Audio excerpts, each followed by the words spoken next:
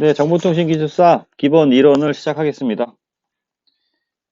예, 지금부터 손끝에서 시작하는 정보통신기술사 저와 함께 시작해 보시고요. 좀 더 많은 자료를 원하시는 분은 보시는 카페에 오시면 체계적으로 자료가 정리되어 있습니다. 네, 시작하겠습니다. 안녕하십니까. 이번 시간에는 잘 잡혔나 보고요. 예, 제가 안 잡히는 경우가 있어서 S바스에 대해서 한번 얘기해 보죠. 지금까지 GPS에 대해서 많이 얘기했는데 S바스, SATLLIT, 세틀리트, 위성 베이스드 어기먼트 시스템, 위성 기반의 그 위치를 좀 더 정밀하게 탐지할 수 있는 거고, 제가 알기로는 한 2, 3년 전에 이제 우리 통신사인 K사가 그 항우연의 파트너가 돼서 현재 그 S밭을 구축하고 있는데, 뭐 힘들게 구축하고 있다, 뭐 그 정도. 왜냐면 이게 항공 우주 관련된 부분이 국제 표준을 따라야 되거든요.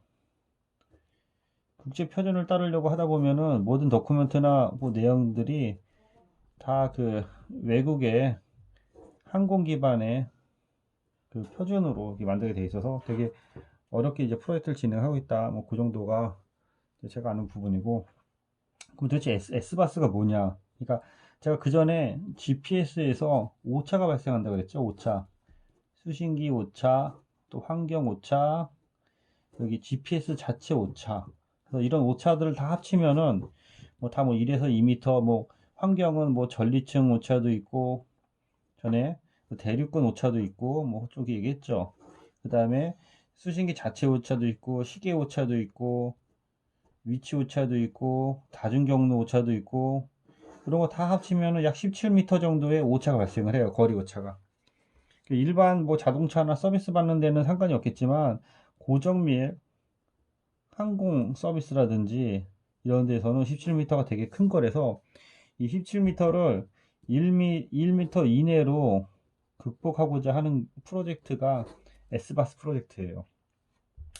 그럼 S바스는 무엇이 있냐? 일단은 앞서 말씀드린 정지궤도 위성이 나옵니다. 정지궤도 위성이 나와요. 정지궤도 위성은 36,000km가 떨어져 있다 그랬죠. 정지궤도 위성을 이제 나중에는 이제 활용을 하고, 정지궤도 위성 밑에 이제 그 우리가 그 저궤도 위성이라든지 뭐 중궤도 위성 정도 되는 GPS 위성들이 이렇게 있는 거예요. 그래서 이 GPS나 정지궤도의 차이점은 앞서 제가 그 녹화해 놓은 게 있으니까 혹시 헷갈린 분들은 얘를 한번 보시고 오는 게 좋을 것 같아요. 그래서 GPS에서 신호를 받는 이제 기준국이란 게 있어요. 기준국. 그 다음에 이 GPS에서 신호를 받는 기준국. 기준국을 받아서 중앙이잖아요. 중앙에서 처리하는 중앙 처리국이 있어요. GPS 신호를 기준국이 받아서 얘를 중앙 처리국으로 해서 신호를 재계산해서 얘를 다시 정지궤도 위성으로 보내는 거예요. 그거를 위성통신국이라 그래요. 위성통신국. 그러니까 기준국이 GPS 신호를 받아서 이를 기반으로 항법 데이터를 생성해요. 데이터를 정밀하게 생성해서 얘를 중앙처리국으로 보내는 거죠. 그러면 중앙처리국에서는 이 보정된 신호잖아요. 앞에 받은 신호가 보정된 무결정 신호를 위성통신국에 보내고, 이 위성통신국에 보내는 메시지가 이제 S바스 메시지가 되는 거예요. 이 S바스 신호를 위성통신국은 정지궤도 위성으로 보내는 거예요. 그래서 정지궤도 위성은 이거를 여기 지나가는 뭐 만약에 항공기가 있다고 하면은 이 항공기에게 이 S바스 신호를 주는 거예요. 그래서 이 항공기에서 정확한 위치 계산이 되는 거예요. 얘가 바로 GPS 신호를 받거나 그러면은 GPS 오차가 발생한다 그랬잖아요. 오차. 이 오차, 이 약 17m의 오차를 보상하기 위해서 이러한 서큐를 한 번씩 도는 거예요. 그래서 항공기 또는 사용자 또는 고정밀 위치 계산이 필요한 부분에 대해서 이러한 그 S바스 서비스를 해주는 겁니다. 그러다 보니까 여기 그 정지궤도 위성이 필요한 부분이 되는 거고, 현재 기준국은 여기 전국에 그 GPS 신호가 약 8개에서 10개 정도 관측을 해서 약 기준국이 한 5개 정도가 있다 그래요. 5개 정도 설립하는 게 목표고, 그래서 얘를 실시간 처리하는 게 목표고, 이 기준국을 받은 중앙처리국에 대해서는요, ICAO라는 그 표준에 적합하게 처리해야 돼요. 용어를 한번 찾아보시고요. 인터내셔널 뭐 그런 것 같은데, ICAO의 그 표준에 적합하게 처리한 거를 위성통신국에서 받아서 다시 보낸다는 거죠. 그러면은 여기까지 정리하고 그 마무리가 이제 필요한데, 아니 마무리 좀 맺은말 이 부분 돼서 GPS 신호하고 여기 S바스 신호하고 사용 주파수 대역이 같아요.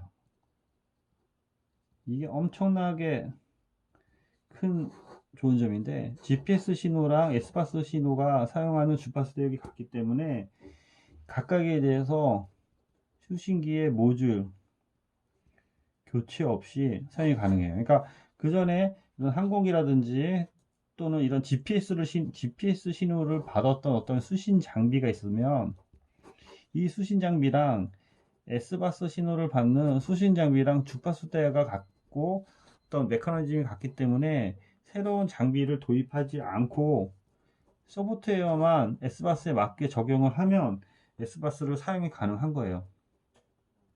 그러다 보니까 이제 활용성이 되게 높아지겠죠. 예, 그래서 요렇게 해서 이제 S바스가 끝나고, 앞서 이제 그 안 한 게 좀 말씀드리면, 위성에 대해서 이제 오차가 발생한다 그랬잖아요. 그래서 오차를 극복할 수 있는 그 극복을 해야 되는데, 그 극복할 수 있는 그 방향과 그 원인을 얘기하면은, 위성 오차는 앞서 말씀드린 것처럼 뭐 대기 영향이 있잖아요. 대기 영향. 대기라면은 전리층과 대류권에 대해서 영향이 있고, 또는 강우, 감세, 비, 눈, H2O 이런 것들에 대한 영향이 있기 때문에 이런 것들을 보상할 수 있는 그 방법이 있어야 되는데, 보상할 수 있는 첫 번째 방향이 뭐냐면은 업링크에 대해서 전력을 제어하는 기법이에요. 그러니까 일단 업링크 올라갈 수 있는 거는 파워를 최대한 세게 해서 보낸다는 거죠. 그 다음에 두 번째는 사이트 다이버시티예요. 그래서 이게 제가 전에 얘기도 헷갈렸는데, 금산하고 보령기지국 있잖아요. 그래서 위성에서 받는 신호를 두 군데서 받는다는 거죠. 근데 여기서 중요한 게 뭐냐면, 이 두 군데의 거리는 최소 15km 이상 떨어져 있어야 된다는 거죠. 그 다음에 세 번째, 적응형 보상 기법이에요. 제가 한번 전에 그 얘기를 했었는데, LSC, LSC, X, Q, K 카밴드가 있다고 했죠. 그래서 적응형, 통신 상태가 안 좋거나 또는 그 날씨가 안 좋을 때는 이제 Q밴드로 사용하고, 통신 상태가 좋거나 또는 맑은 날에 전혀 그 장애가 없는 날에는 이제 카밴드로 사용해서 보내는 거. 이것이 이제 적응형 보상 기법이라고 그래요. 그래서 이거를 VCM, 베리어블, 코드, 모듈레이션 기법을 사용한다 해서 적용 보상 기법이 이제 VCM 기법이 되는데, 이렇게 해서 이제 위치에 대한 어떤 환경적인 그 제약을 극복하려고 하는 거고, 이거는 이제 기존 GPS 방법이고, 이 S바스를 이용해서 현재 이제 비용이 좀 올라가겠죠. 아무래도 구축하고 서비스하는 거에 대해서 현재 이렇게 진행되고 있다. 예, 여기까지 정리하겠습니다. 감사합니다. 예, 수고 많으셨고요. 지금부터 정보통신기술 관련 서머리 시작하겠습니다.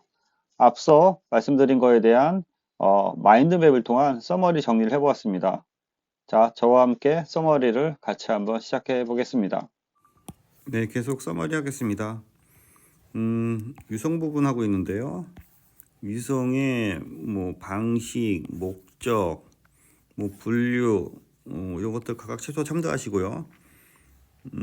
위성 발생기의 방식, A, D, MS, GPS, 위성의 오차, 기하학적 오차, 구조적 오차, 전시회는 이거 했었죠.